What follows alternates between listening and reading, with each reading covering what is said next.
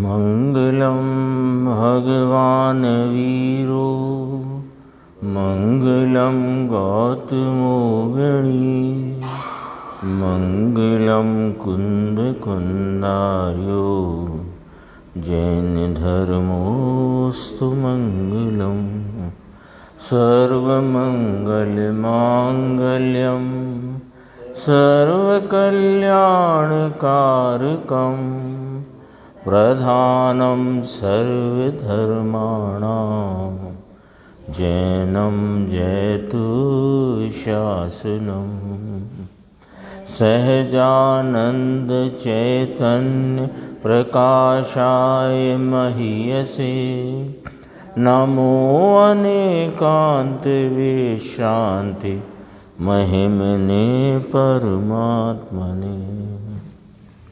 आचार्य कुंद कुंद देव द्वारा रचित पंचास्तिकाय संग्रह नाम का ग्रंथ और इसकी 62 नंबर की गाथा पे गुरुदेव श्री का व्याख्यान है।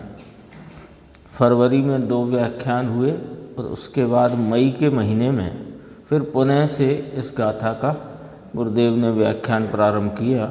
उसमें से अपन कुछ मुख्य अंश देख रहे हैं। 570 नंबर का पेज है हिंदी में। कि मिथ्यात्व के परिणाम हों, अव्रत के परिणाम हों, कषाय के परिणाम हों। पाठ में ये है भाई, जयसेनाचार्य की टीका में तो सब लिया। चारों भाव, उदय, उपसम, क्षयोपसम, क्षायक भाव, यानी जीव के जो भाव पर्याय कही ना टीका में, जीव की भाव पर्याय, तो भाव पर्याय में जयसेन स्वामी ने तो चारों भाव को लिया। यद्यपि अमृतचंद्र आचार्य ने भी लिया, विकारी अविकारी दोनों ही प्रकार, तो उन्होंने तो स्पष्टपने उसमें उल्लेख किया कि औदयिक, औपसमिक, क्षायोपसमिक और क्षायक भाव जीव के। जयसेनाचार्य की टीका में है, उसमें से अपने डाला है, भावार्थ में है उनके जयसेन स्वामी के। इसमें इस भावार्थ में जयसेन स्वामी की टीका का उल्लेख किया है। जो 62 नंबर की मूल गाथा टीका अमृतचंद्राचार्य की, और उसके बाद जो भावार्थ लिया उसमें जयसेन स्वामी की टीका से लिया है। इस प्रकार पुद्गल कर्मोदयादि रूप या कर्म बंधादि रूप से परिणत होने की, तो द्रव्य कर्म पुद्गल कर्म के उदय आदि और बंध आदि दोनों भाव लिए, और जीव के औदयिक, औपसमिक, क्षायोपसमिक, क्षायक चारों भाव लिए।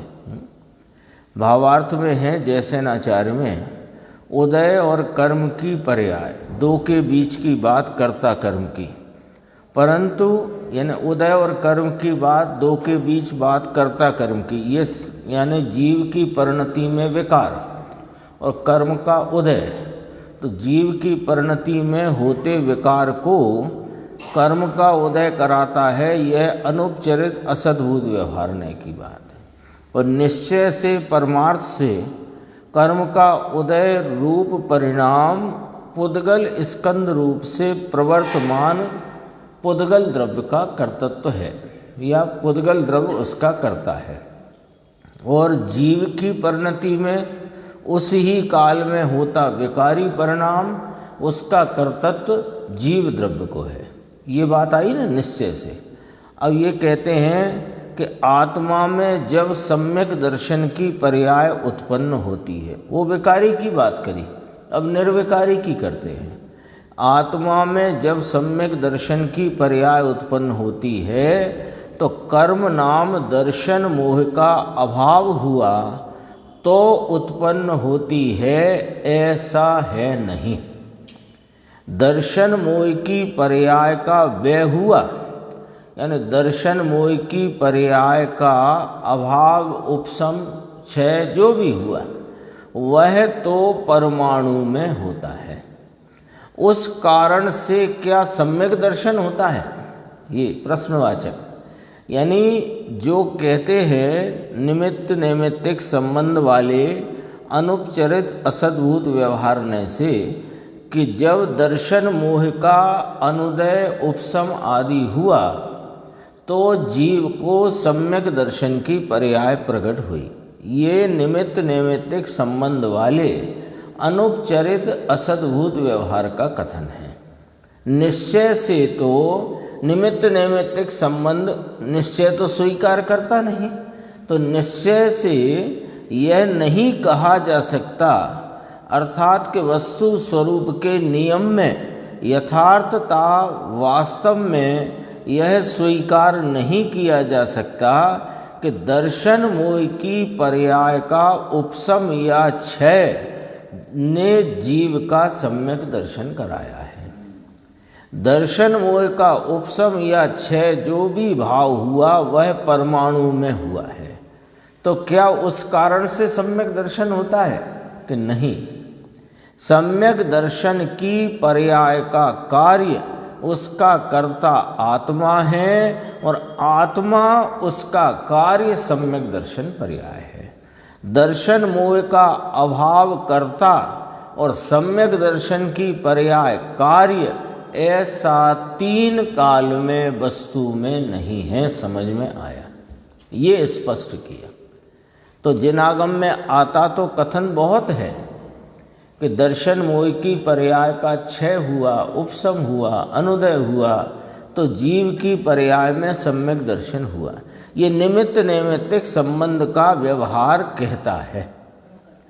हाँ, तो वो व्यवहार कहता है माने ऐसा नहीं है।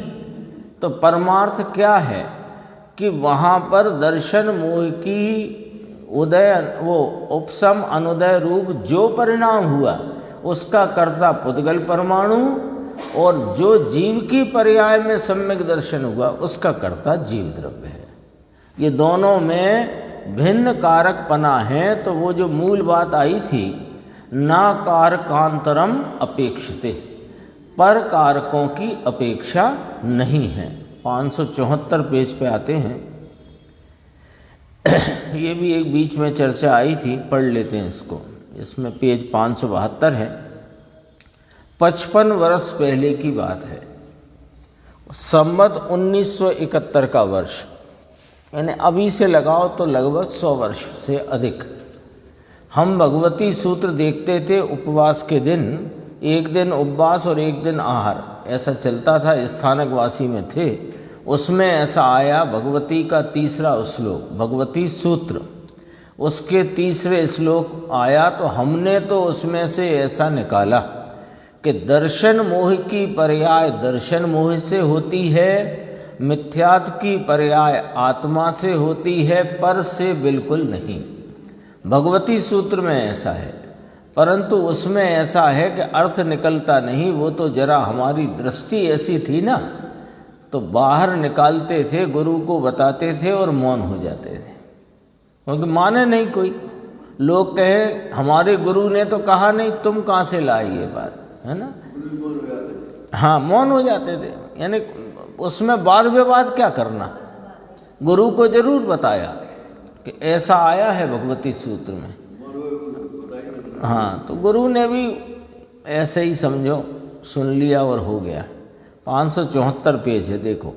ये मूल बात है जो इस गाथा और गाथा की टीका में आचार्य भगवान अपने को बताना चाहते हैं। देखो, षटकारक रूप से वर्तता हुआ पाठ है ना। अब ये चाहे पुद्गल के संबंध में, ये चूंकि पुद्गल के कारक चल रहे हैं, पर यही बात जीव के कारक के संबंध में है कि षटकारक रूप से वर्तता हुआ, यानी जीव अपने विकारी, निर्विकारी, अधूरे, पूरे जो कोई परिणाम है, उस परिणाम में वह जीव द्रव्य षटकारक रूप से वर्तता हुआ।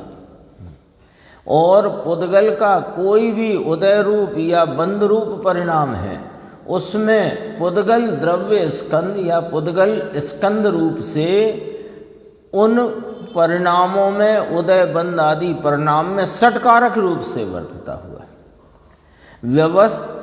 व्यवतिष्ठमानम स्वयमेव षटकारकी रूपेण व्यवतिष्ठमानम ना कारकांतरम अपेक्षते।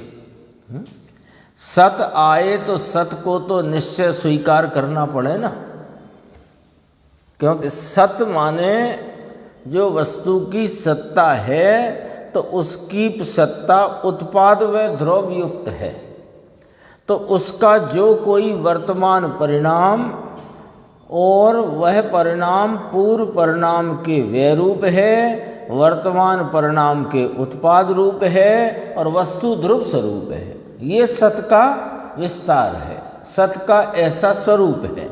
तो जीव की सम्यक दर्शन की पर्याय वह उसका उस समय का उत्पाद भाव, पूर्व के मिथ्यात्व का व्यरूप भाव और जीव ध्रुव स्वरूप अनादि अनंत। अब इस सत में कर्म का अनुदय का सत कैसे प्रवेश करे? समझ में आई ना बात? लॉजिक क्या है कि जीव उत्पाद व ध्रुव युक्तम सत, पुद्गल भी उत्पाद व ध्रुव युक्तम सत। पुद्गल का सत किस प्रकार के उदय रूप, अनुदय रूप अथवा बंध रूप जो कोई परिणाम पुद्गल कर्म का, वो परिणाम उसका वर्तमान उत्पाद रूप, पूर्व का परिणाम व्यय रूप और पुद्गल द्रव्य ध्रुव रूप। अपादान कारक की बात भी आई ना। और जीव की परिणति में होता विकारी निर्विकारी कोई परिणाम, वह उसका उत्पाद रूप, पूर्व का परिणाम व्यय रूप और जीव ध्रुव स्वरूप, ये दोनों की सत्ता का जुदा जुदा भिन्न भिन्न स्वरूप है। अब जीव की परिणति में विकार या निर्विकारपना का परिणाम उत्पाद रूप हुआ, वह उसके सत का भाव है। उसमें पुद्गल के सत का, पुद्गल के भाव का प्रवेश नहीं, और पुद्गल के उत्पाद रूप जो उसका सत है उसमें जीव के किसी भाव का प्रवेश नहीं। ऐसी भिन्नता है दो द्रव्यों के बीच में। स्वयं एव, स्वयं एव शब्द रहा है ना, अपन ने ऊपर पढ़ा, व्यवतिष्ठ मानम स्वयमेव। तो स्वयमेव माने अपने से ही, अपने से ही प्रत्येक द्रव्य अपने से ही षटकारक रूप से वर्तता हुआ। व्यवतिष्ठ मानम वर्तता हुआ। फिर कहा अन्य कारकांतरम, अन्य कारक की, जीव के विकारी परिणाम के कारक की अपेक्षा नहीं रखता पुद्गल द्रव्य कर्म का बंध परिणाम। पुद्गल द्रव्य का बंध रूप परिणाम द्रव्य के विकारी परिणाम रूपी कारक की अपेक्षा नहीं रखता, और जीव का विकारी निर्विकारी परिणाम वह द्रव्य कर्म के किसी बंध उदय आदि परिणाम की, परिणाम रूपी कारक की अपेक्षा नहीं रखता। ना कारकांतरम अपेक्षते। समझ में आया? जीव के परिणाम जहाँ हुए राग या द्वेष, तो वहाँ चारित्र मोहिनी बंधा। तो कहते हैं कि इस परिणाम की, जीव के विकार रूपी राग द्वेष परिणाम की अपेक्षा रखकर चारित्र मोहिनी कर्म बंधता है, ऐसा नहीं है। निरपेक्ष षटकारक स्वयं से पुद्गल में परिणमते हैं। समझ में आया? इतनी स्पष्टता है एकदम, बार बार आ रही है बात वही, ना कारकांतरम अपेक्षते। क्यों आ रही है बार बार? अपने को लगे एक बार हो गई, दो बार हो गई, चार बार हो गई, पर यह बात को अनेक प्रकार के न्याय से अपने को दृढ़ कराते हैं। क्योंकि अपनी गाड़ी अटकी कहाँ है?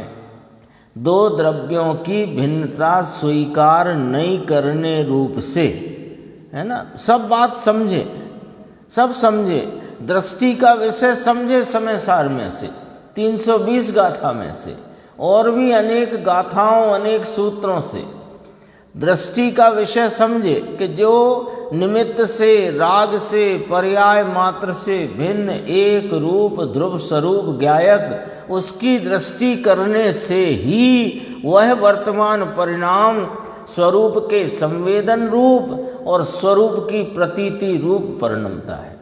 समझे तो बराबर, पर समझने के बाद भी जब तक अन्य द्रव्य की भिन्नता का दृढ़ता से निर्धारण नहीं किया होगा तो फिर बात ये, हाँ बात तो ठीक है कि ज्ञायक भगवान ध्रुव ज्ञायक की दृष्टि करने से ही सम्यक दर्शन होता है, लेकिन दृष्टि नहीं हो रही क्योंकि अभी दर्शन मोहिनी का उदय चल रहा है।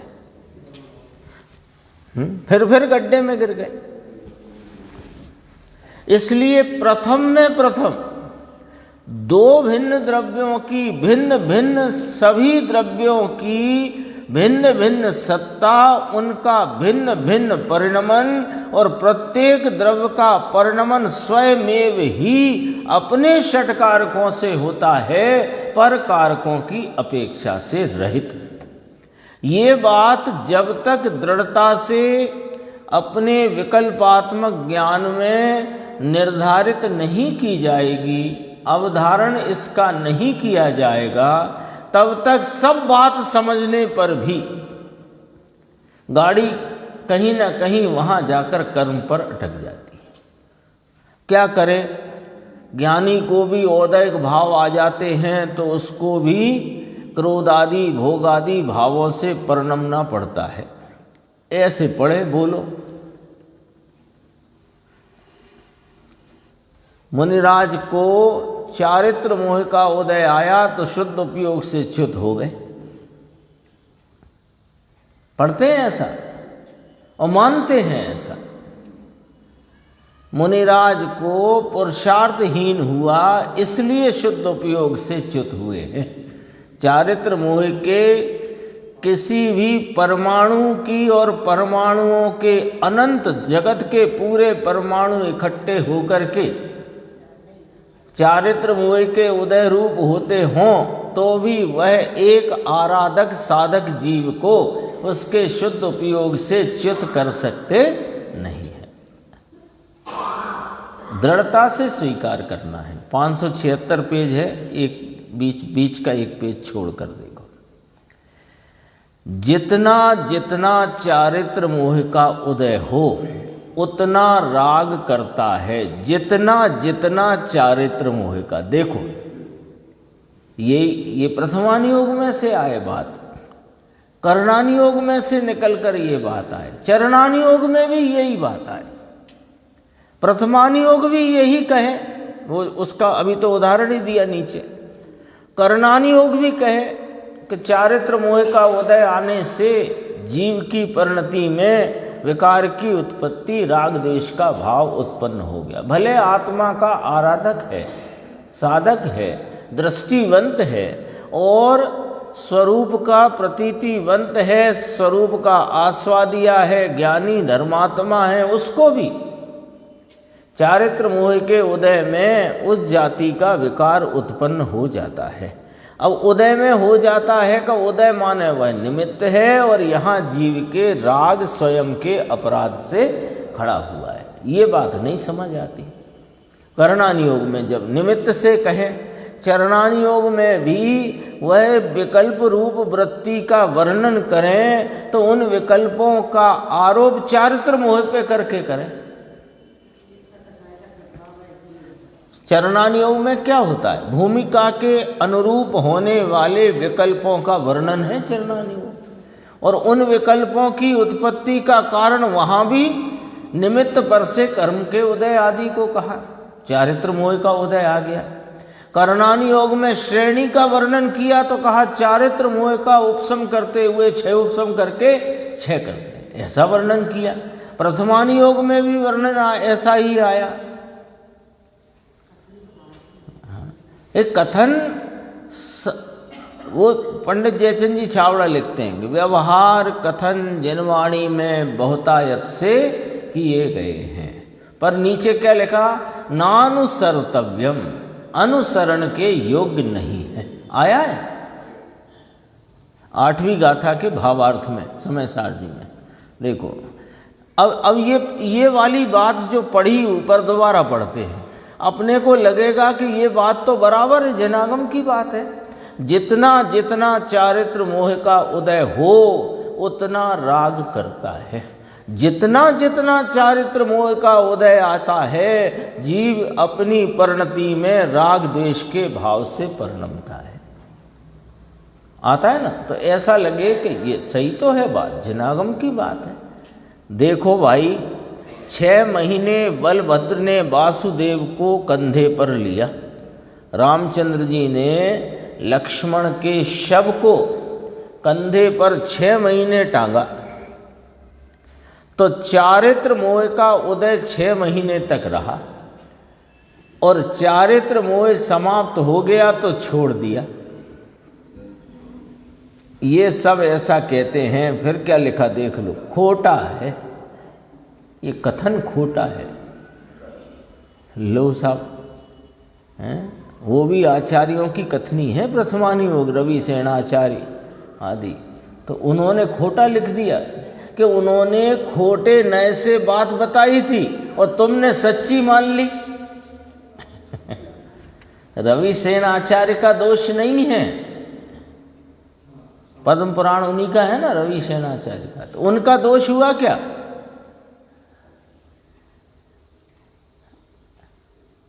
दोष तो हमारी बुद्धि का है।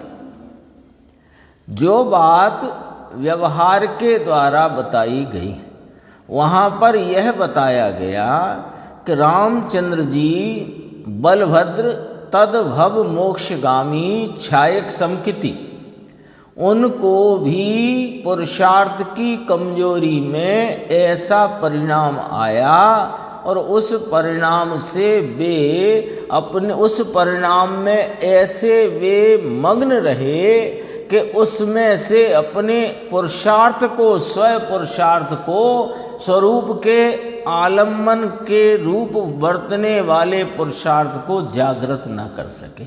बताना ये था। अब बताएं कैसे? तो बताया ऐसे कि चारित्र मोह का उदय 6 महीने तक चला बलभद्र को, और जब चारित्र मोह का उदय छूटा तो फिर उन्होंने वह शव छोड़कर स्वरूप का आलम्बन लिया और आत्माराधना में पुनः शुद्ध उपयोग भाव को प्राप्त किया। ऐसा कहे ना, क्यों 6 महीने उत्कृष्ट समय सिद्धांत कहता है। चौथे गुण स्थान में 6 महीने तक का अशुद्ध उपयोग का उत्कृष्ट समय। चारित्र मोह समाप्त हो गया तो छोड़ दिया, ये सब ऐसा कहते हैं, खोटा है। आता है इस प्रकार का कथन तो वह तो निमित्त का कथन है। क्या है नय, क्या है और नय का कथन क्या है, ये पता नहीं लगता। तो कहा ये तो पराश्रित कथन है, और स्वाश्रित कथन है वह निश्चय कथन है। तो कथन को जांचना पड़ेगा आपको, हमको। आचार्य भगवंतों की अनुयोगों की शैली में जो विषय का वर्णन प्रतिपादन किया जाता है, वहाँ पर उनके द्वारा जो कथनी आएगी उस कथनी को हमें जांचना पड़ेगा कि यह स्वाश्रित कथन है कि पराश्रित कथन है। चारित्र मोह का उदय पुद्गल का परिणाम है, और रामचंद्र जी के परिणति में जो शव को टांगे रखने संबंधी का राग है, वो इन जीव द्रव्य में होता विकारी परिणाम है। तो 2 द्रव्य भिन्न भिन्न हैं, और अन्य द्रव्य के परिणाम का कर्ता कहने का निमित्त नैमित्तिक संबंध से, व्यवहार से कहा जाता है। ये जांचे कौन? पराश्रित कथन है कि स्वाश्रित कथन है, निश्चय कथन है या व्यवहार कथन है। पूछा देखो, है रखा नहीं था क्या? कोई पूछ सकता है, रखा नहीं था क्या कंधे पर? कौन रखे? कंधे पर क्या कहलाए शरीर, ऐसा नहीं है।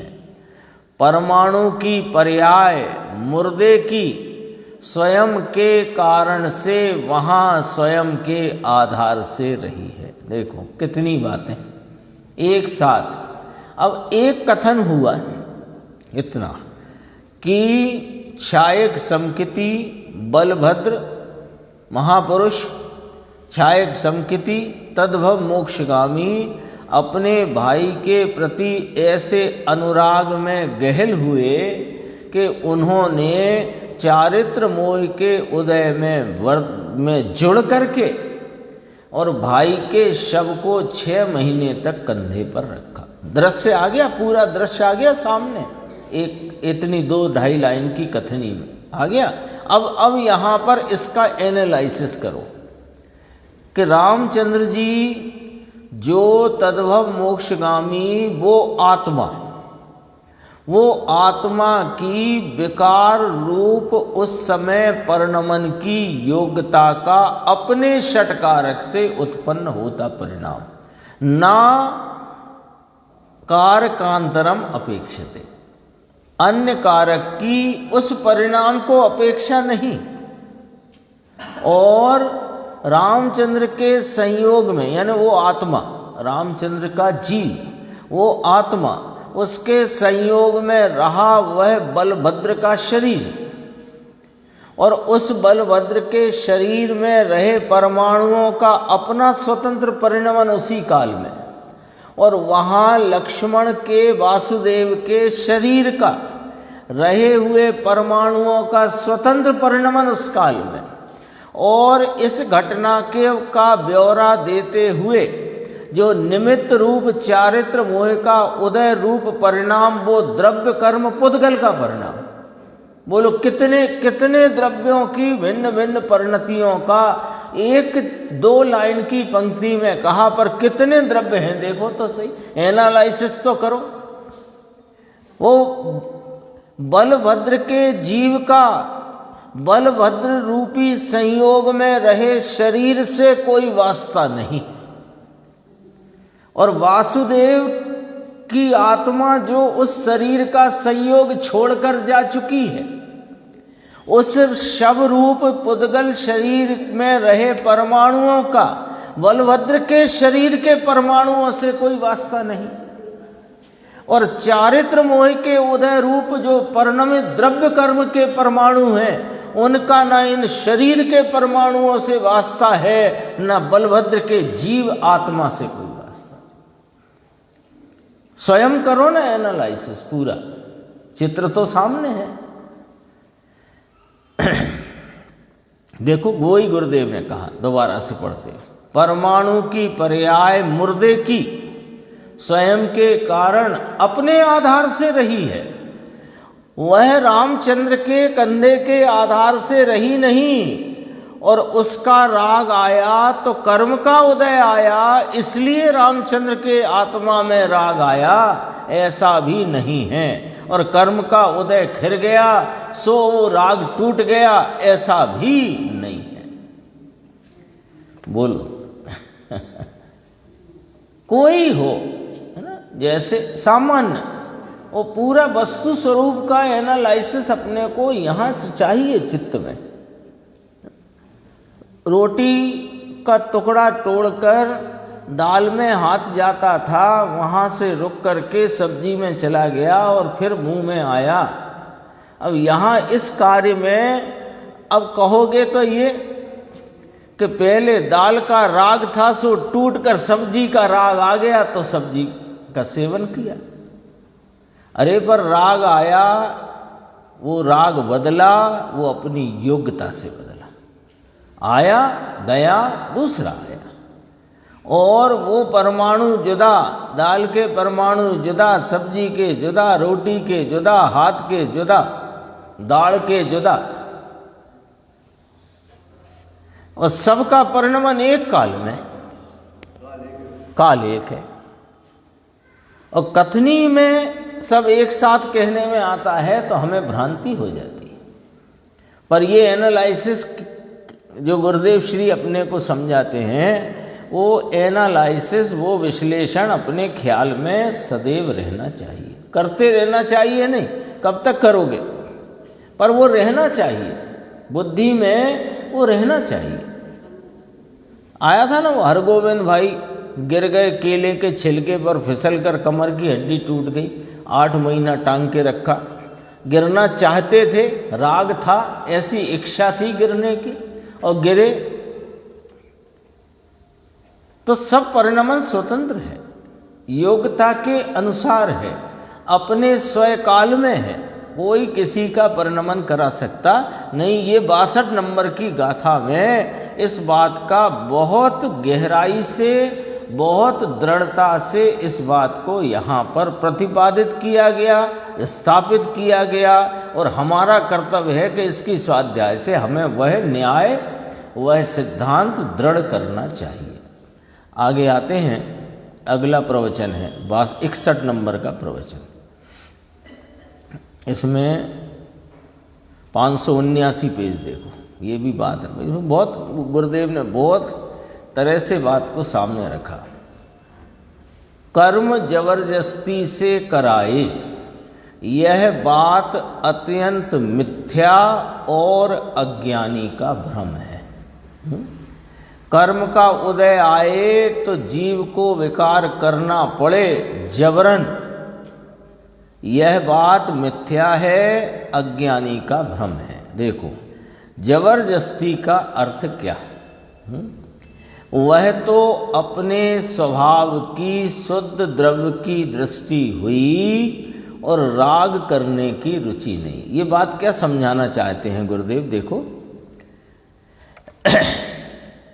यहाँ पर बताना चाहते हैं कि जो आगम में इस प्रकार का उल्लेख, कथन आता है कि ज्ञानी को बलात् वह कर्म के उदय के वश में जुड़कर बलात् राग होता है, वह राग करना चाहता नहीं।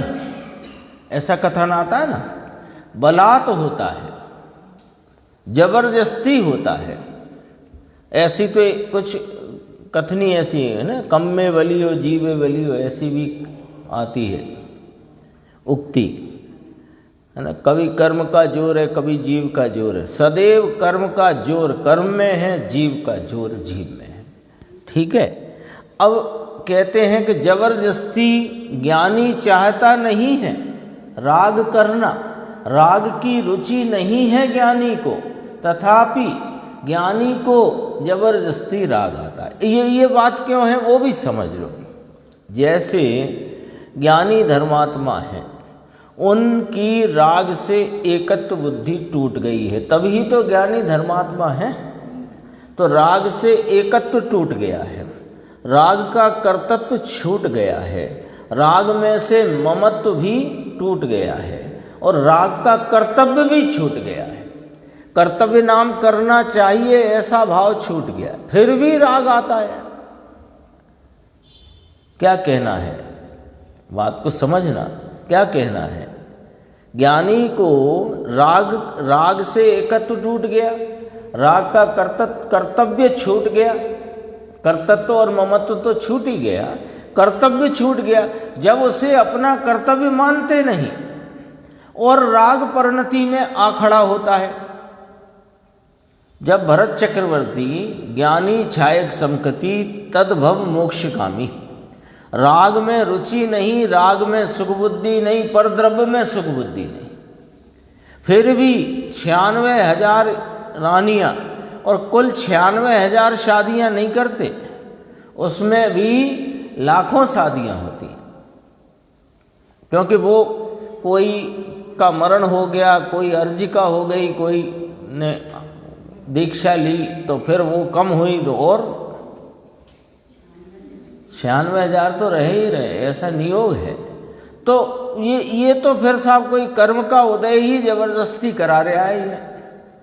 ऐसा कथन करेंगे, किस अपेक्षा से करेंगे कि यहाँ पर उस ज्ञानी को, धर्मात्मा को राग और राग के निमित्तों में सुख बुद्धि नहीं है, यह बताने को इस प्रकार कथन किया जाएगा कि वो राग की रुचिवान नहीं है, तथापि वह राग आ पड़ा है। तो कोई पूछे क्यों आ पड़ा, तो कहा चारित्र मोह का ऐसा उदय आया तो आ पड़ा। ये निमित्त पर से कथन किया जाता है। अब असलियत तो समझना पड़ेगी। देखो, जबरदस्ती का अर्थ क्या है? वह तो अपने स्वभाव की शुद्ध द्रव्य की दृष्टि हुई और राग करने की रुचि नहीं है। पर अभी अस्थिरता है, ये नहीं भूलना। वो अस्थिरता के भाव को कर्म से जोड़कर कहने की अनुयोगों की पद्धति है। अस्थिरता है कि नहीं? अस्थिरता नहीं है तो केवली क्यों ना हो गए? अस्थिरता है तो मुनिपने के को प्राप्त होकर के और केवल केवली की दशा प्राप्त क्यों नहीं हो गई अभी?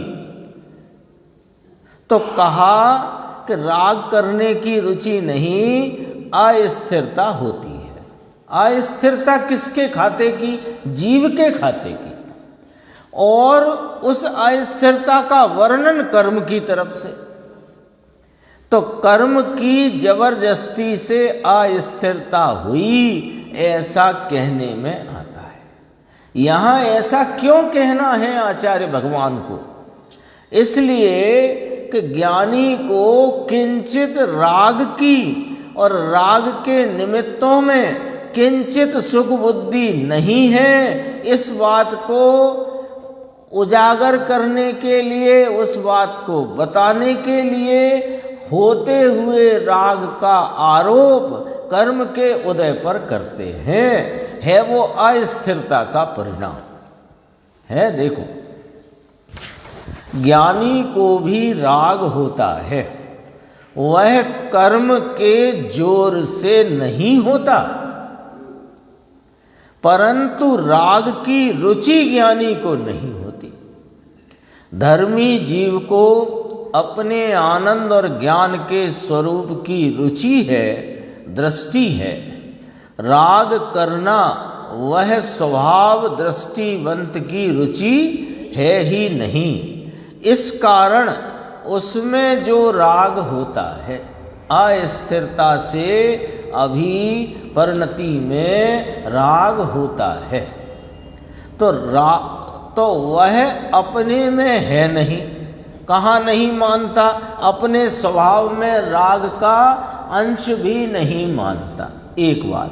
दूसरी बात, अपने करने का भाव है नहीं कि मुझे, ऐसा भाव नहीं है मेरी अभी चौथे गुण स्थान की भूमिका है, इसलिए ये वाला राग तो मुझे जिनेंद्र परमात्मा ने अलाउ किया है तो मैं करूँगा, ऐसा नहीं है। और वृतादि का राग, देश वृतादि का 5वां गुण स्थान वाला कहे कि देश वृतादि का राग अलाउ है तो मैं करूँगा, ऐसा भी नहीं। 5वें गुण स्थान में तो देखो भाई, धंधा व्यापार होता है तो धंधा व्यापार अलाउ है तो मैं करूँगा, ऐसे नहीं है ज्ञानी धर्म। उसे किसी प्रकार के राग करने की रुचि नहीं है। राग मेरे स्वभाव में नहीं है, मुझे राग करने का भाव नहीं है, लेकिन अभी कमजोरी है और कमजोरी में वह राग आ खड़ा होता है, तो उसका वर्णन जिनागम में कहते हैं कि चारित्र मोह के उदय से राग हुआ है। बात को समझना है। यहाँ बहुत बहुत प्रकरण लिए गुरुदेव ने। देखो, अपने ज्ञानी को, दृष्टिवंत को राग करने की रुचि नहीं है। इस कारण उसमें जो राग होता है वह अपने में है नहीं, यानी अपने स्वभाव में, अपने में स्वीकार करता नहीं, और राग करने का भाव अपने को है नहीं। इस कारण से कर्म निमित्त है और उसका राग है। चारित्र मोह का उदय उस समय इसके अस्थिरता रूप परिणाम में उत्पन्न हुए स्वयं काल में जो राग है उसका निमित्त चारित्र मोह का उदय है। तो चूंकि जीव के स्वभाव में नहीं, ज्ञानी दृष्टिवंत धर्मात्मा उस राग को करना चाहता नहीं, क्योंकि राग करने का कर्तृत्व तो छोड़ दिया है, कर्तव्य भी छोड़ दिया है। लेकिन राग अस्थिरता के कारण आ पड़ा है, तो उसे जिनागम में कर्म का निमित्त देखकर कर्म के उदय से राग हुआ, ऐसा प्रतिपादित करने में व्यवहार से, अनुपचरित असद्भूत व्यवहार से कहने में आया। कितना स्पष्टीकरण। ज्ञानी का राग है तो ज्ञानी को राग है। देखो, ज्ञानी को तो राग अपना स्वीकार नहीं है, अपना भाव है ऐसा स्वीकार नहीं है। ज्ञानी को राग का कर्तापना छूट गया है, ज्ञानी तो राग का ज्ञाता है। अब राग आया सो किसने किया, कि वो पुद्गल कर्म उसमें व्यापक है, और पुद्गल का व्याप्य कर्ता कर्म अधिकार आया कि नहीं आया? कर्ता कर्म अधिकार में आया। ज्ञानी को राग का कर्तापना नहीं है, स्वामित्व नहीं है, एकत्व नहीं है, कर्तापना नहीं है, कर्तव्यपना नहीं है, तथापि वह राग आया है, तो उसका कर्ता कौन? कि पुद्गल द्रव्य कर्म। ये कथनी कौन सी है? व्यवहार की है। अरे वहां तो निश्चय के विषय को बता रहे हैं। अरे निश्चय को विषय को बताने वाला व्यवहार है, क्योंकि हर व्यवहार निश्चय को ही बताता है। ख्याल में आई बात? व्यवहार व्यवहार को बताने के लिए होता ही नहीं है। हर व्यवहार निश्चय को ही बताता है, परमार्थ को ही बताता है। इस कारण से कर्म निमित्त है और उसका राग है, ऐसा कहकर के पर के जोर से हुआ ऐसा कहने में आता है। अब देखो क्या कहा, वस्तु स्थिति ऐसी नहीं है। लो, अब वस्तु स्थिति ऐसी नहीं है, तो ज्ञानी को चारित्र मोह का उदय आया कि ज्ञानी को आया नहीं? वो ज्ञानी के वो जो निकट संयोग में रहे द्रव्य कर्म में उदय आया है, और ज्ञानी उस काल में उन द्रव्य कर्म के उदय रूप कारकों से निरपेक्ष अपने उस समय के राग रूप कमजोरी के भाव में स्वयं परिणमित हुआ है। वह स्वयं उस विकार में षटकार की रूपेण अपने षटकार में कौन स्वीकार करे ये बात? ये चारों तरफ से मिलान हो तब ये बात समझ में आती है। चारों तरफ से मिलान करना पड़ेगा। करणानि योग किस प्रकार कहता है, चरणानि योग किस प्रकार कहता है, प्रथमानि योग क्या कहते हैं? अरे द्रव्यानि योग अध्यात्म ग्रंथ में भी पुद्गल कर्म उसमें व्यापक है, और पुद्गल कर्म का वह राग व्याप्य है, अध्यात्म ग्रंथ में कहा। लेकिन वस्तु स्थिति क्या है? वस्तु स्थिति ऐसी नहीं है। जीव उस समय अपने विकार का अपने षटकारकों से परिणमता हुआ, उसके कर्तत्व करण कर्म संप्रदान अपादान और अधिकरण कारक से परिणमता है। और आगे चलते हैं, पेज नंबर बताऊंगा, मैंने नंबर नहीं नोट किए।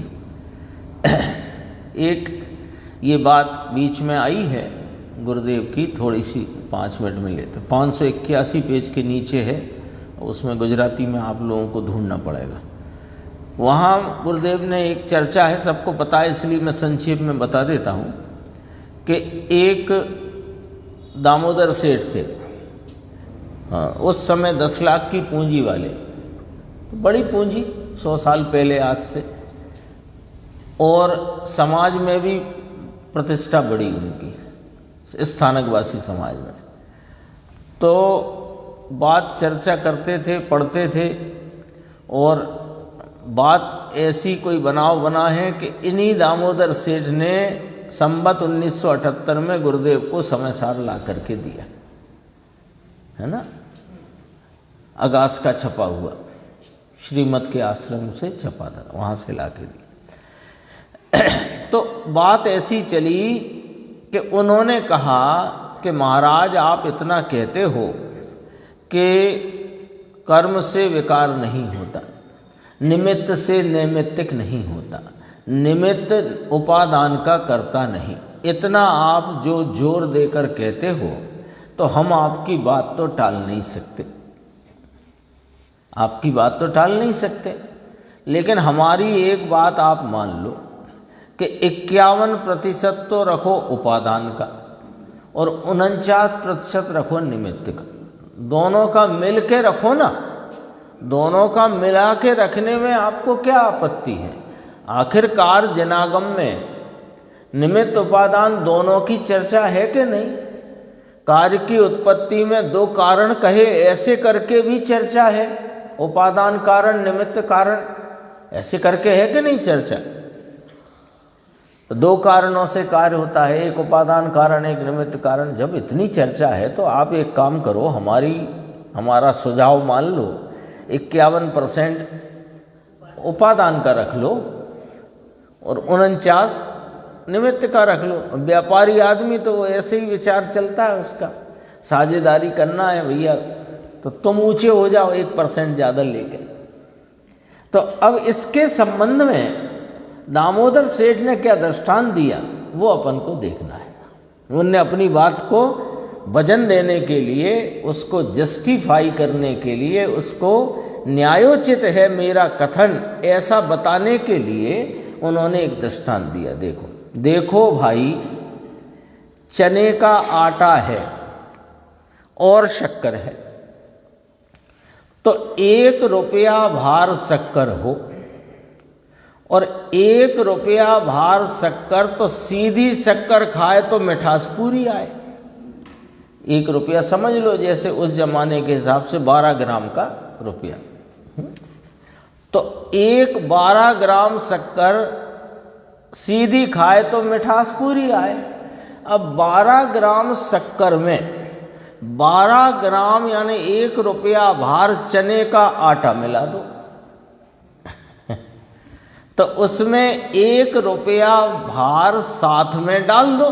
शक्कर 12 ग्राम, अपन अपनी भाषा में बात करते हैं, शक्कर 12 ग्राम और उसमें 12 ग्राम चने का आटा मिला दो। अब दोनों क्या हो गए? मिश्र हो गए, दोनों मिश्र हो गए। अब उसमें थोड़ा स्वाद आटे का आएगा और थोड़ा स्वाद शक्कर का आएगा। दृष्टांत है उनके अपनी बात को जस्टिफाई करने का कि जैसे शक्कर को सीधा खाओ तो मीठी, पूरी मीठी।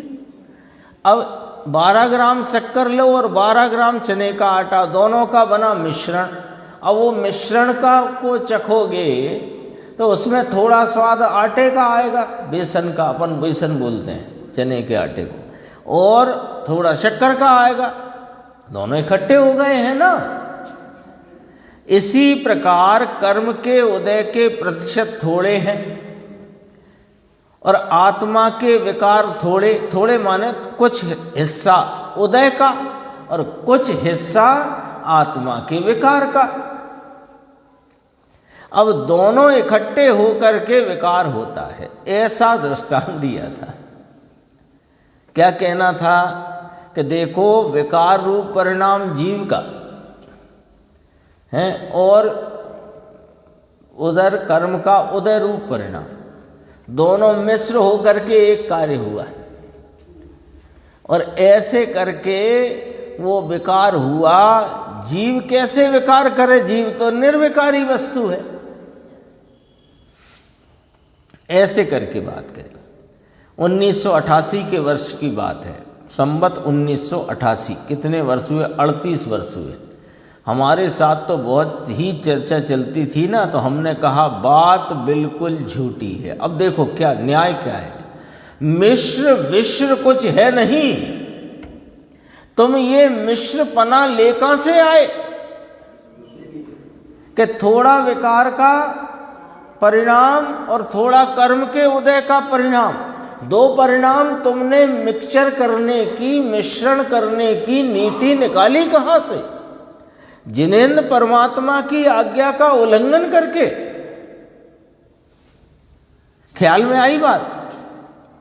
ये संवत 88 की बात है। संवत 78 में गुरुदेव को समय सार मिल चुका था। संवत 82 में मोक्षमार्ग प्रकाशक मिल गया और अभी उन्होंने परिवर्तन किया नहीं। संवत 91 में परिवर्तन किया। तो वो दामोदर सेठ आदि सब उनके आसपास आना जाना मिलना जुलना बराबर था।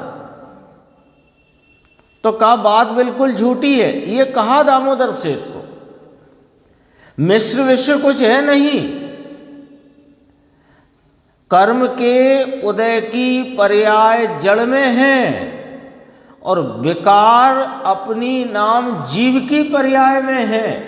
दो द्रव्य और उनके परिणाम में मिश्रण होता नहीं, हो सकता नहीं। क्यों? अभी अपन बात कर चुके हैं। वह अपने उत्पाद व ध्रुवता से सतरूप है और ये अपने उत्पाद व ध्रुवता से सतरूप है। इसका वर्तमान उत्पाद परिणाम कर्म का उदय रूप और जीव का विकार रूप। अब जीव के विकार के परिणाम में इसका सत नहीं आ सकता और जीव के विकार का सत कर्म में नहीं जा सकता। तो विकार अपनी पर्याय में है, कर्म के उदय की पर्याय जड़ में है। यहाँ तक अपनी चर्चा आई, और भी चर्चाएं आती जाएंगी, अपन उसको देखते हुए आगे चलेंगे।